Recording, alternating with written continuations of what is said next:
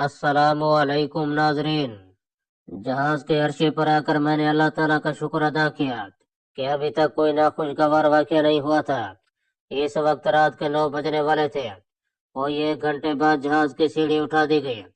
Jetty के लोहे की बड़ी बड़ी मेखों पर से रस्से खोलकर जहाज के ऊपर उछला दिए गए थे। फिर जहाज के इंजन स्टार्ट हो गया और 3 वसल देकर जहाज ने जेटी से हटना शुरू कर दिया। टाली मीनार से हिंदुस्तान के साहिल की रोशनी की लकीर दिखाई देने लगी। कुछ देर बाद जहाज धनुषकोडी की जेटी के साथ आकर लग गया। यहाँ भी थोड़ी बहुत चेकिंग होती थी। मैं पूरी तरह तैयार था। सभी कस्टम वाले तामिल थे। मेरे परमिट को देखकर कस्टम ऑफिसर ने मामूल के मुताबिक फाड़कर टोकरी में फेंका। मुझसे मेरा नाम और मद्रास का एड्रेस पूछ कर लिखा। मैंने यूं ही एक फर्जी नाम और एड्रेस उसे बता दिया। मुझे जाने की इजाजत मिल गई। खुदा का शुक्र अदा किया कि ये मरला भी बखैर खूबी गुजर गया। धनुषकोडी रेलवे स्टेशन पर मद्रास जाने वाली तमिलनाडु एक्सप्रेस तैयार खड़ी थी। मैं भी दूसरे मुसाफिरों के साथ उसमें सवार हो गया। डब्बा मुसाफिरों से भरा हुआ था, लेकिन मुझे बर्थ मिल गई थी। आधे घंटे बाद ट्रेन चली। मैंने आंखें बंद कर ली और सोचने लगा कि जब मैं दिल्ली अपने मोती नगर वाले बंगले पर पहुंचूंगा और सजादा से मिलूंगा तो उनका रद्द अमल क्या होगा। मेरा हुलिया पहले ही काफी उलझा हुआ था। उन्हें सुनाने वाली कहानी मैंने पहले ही से जहन में तैयार कर रखी थी। बस अब मुझे यही फिक्र थी कि किसी तरह महफूज तरीके से दिल्ली पहुंच जाऊं। वहां पहुंचने के बाद मुझे कोई परवाह नहीं थी। वहां तो मैं वजीर आजम के इंटेलिजेंस ब्यूरो में सेक्रेटरी के M3 ओहदे पर फैज था। धनुषकोडी से मद्रास और फिर मद्रास से दिल्ली तक का सफर बड़ा लंबा था, मगर अब मुझे कोई तशवीश नहीं थी। मैं इंडिया की मरकजी हुकूमत के एक अहम महकमे का अफसर था और डाकुओं के नरगे से फरार होकर वापस अपने घर जा रहा था। मद्रास से मैं दिल्ली की ट्रेन में सवार हो गया। अब मैं आजादी से प्लेटफॉर्म पर उतरकर चहलकदमी करता, चाय वगैरह पीता। इस तरह सफर तय होता चला गया और आखिरकार मेरी मंजिल आ गई। और ट्रेन सुबह के वक्त जब सूरज तलू हो रहा था, दिल्ली के जंक्शन में दाखिल हो गई। मैंने टैक्सी पकड़ी और सीधा अपने मोती नगर वाले बंगले पर आ गया। बंगला वीरान था और उसका छोटा गेट बंद था। मैं गेट खोलकर अंदर दाखिल हुआ तो मेरा गोरखा चौकीदार मुझे देखकर वहीं ठुठक गया। फिर उसने मुझे पहचान लिया और दौड़कर मेरे कदमों को छुआ। भगवान ने बड़ी कृपा की। आप आ गए सर, आप आ गए। मैं सजादा बीबी को फोन करता हूँ, उनकी बहुत बुरी हालत थी। मैंने कहा मैं खुद फोन करता हूँ सजादा को, तुम चाय तैयार करो। खूब बड़ी मुश्किल से डाकुओं के चुंगल से निकल भागा हूँ। वो लोग मेरे अलावा कोई सामान चुरा कर तो नहीं ले गए थे। चौकीदार ने जल्दी से कहा, नहीं, सब चीजें वैसी की वैसी हैं। मुझे बेहोश करके आपको उठा ले गए थे सर, मुझे क्षमा कर दें।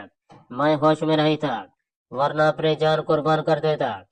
मैंने नेपाली चौकीदार की तरफ मुस्कुरा कर देखा।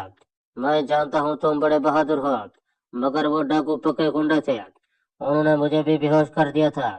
जल्दी से चाय बना कर ले आओ। मेरे छोटे से बंगले के तीनों कमरे चौकीदार ने झाड़ पूंछ कर साफ सुथरे कर रखे थे। मैंने दीवार पर लगी अपनी माता जी की तस्वीर को एक नजर देखा। उन पर चौकीदार ने गेंदे के ताजा फूलों का हाथ डाल रखा था। मैंने फोन उठाकर सजादा का नंबर मिलाया। दूसरी तरफ से उसकी माता ने फोन उठाया। जब मैंने उसे बताया कि मैं कैप्टन रामकिशन मेहता बोल रहा हूँ, तो खुशी के मारे सजादा की माँ से बोलने लग गया, तुम किशन हो? मैं कहीं सपना तो नहीं देख रही है? फिर माता जी ने सजादा को आवाज देकर कहा, सजादा इधर आओ, देखो किशन बोल रहा है। किशन वापस आ गया है। सजादा की आवाज भी खुशी से कांप रही थी। मुझे वफूरा मुसरत से सजादा की सिसकियां भरने की आवाज सुनाई दी। मैंने हल्का सा कहका लगाते हुए कहा, अरे पगली, ये तो खुशियां मनाने का वक्त है। यह तुम्हारी मोहब्बत ही थी जो मुझे उन खूंखार कातल डाकुओं से बचा कर ले आई है। तुम आओ गई तो तुम्हें सारी कहानी सुनाऊंगा। बस भगवान की बड़ी कृपा हुई है। सजादा ने कहा कि वो अभी मेरे बंगले पर आ रही है और वो आज अपने ऑफिस नहीं जाएगी। मैंने अपनी बड़ी हुई दाढ़ी मुझे साफ करने की बजाय बस गर्म पानी से गुस्ल करके धोती कुर्ता पहन लिया, माथे पर तिलक भी लगा लिया, चाय पी और अपने बास तिवाड़ी को फोन किया। तिवाड़ी जी अभी सोकर ही उठे थे। मेरी आवाज सुनकर पहले तो वो भौंचा रह गया, फिर बेहद खुशी और मुसरत का इजहार करते हुए बोले, कैप्टन मेहता, मैं तुम्हारी वापसी पर बधाई देता हूँ। इसमें कोई संदेह नहीं है कि हम तुम्हारी जिंदगी से नाराज हो चुके थे। पुलिस और मेरे इंटेलिजेंस के आदमियों ने कोई जगह ऐसी नहीं छोड़ी कि जहाँ तुम्हें तलाश न किया गया हो। मैंने उनका शुक्रिया अदा करते हुए कहा, सारे दफ्तर आकर सारी राम कहानी सुनाऊंगा। बस यूं समझ रहे कि भगवान ने मुझे बचाना था सो बचा लिया। मैं तो कातलों के चुंगल में फंस गया था। अब आप ही सोचे कि मैं यरगमाली की रकम कहाँ से अदा कर सकता था। मेरे पीछे कौन था, और वो लोग तो मुझे 2-1 रोज में कत्ल करने वाले थे कि एक बूढ़े डाकू के दिल में रहम आ गया और उसने मुझे गार से निकाल कर जंगल में भगा दिया। दफ्तर आकर सारी बात सुना दूंगा। विश्राम बाबू को मेरा प्रणाम कहिएगा।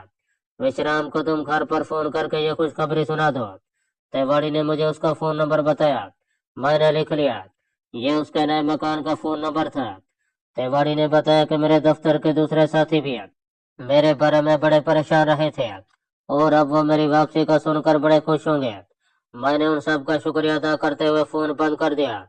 फोन करके वरांडे में आकर बैठा ही था कि सजा तो अपने माता पिता और भाई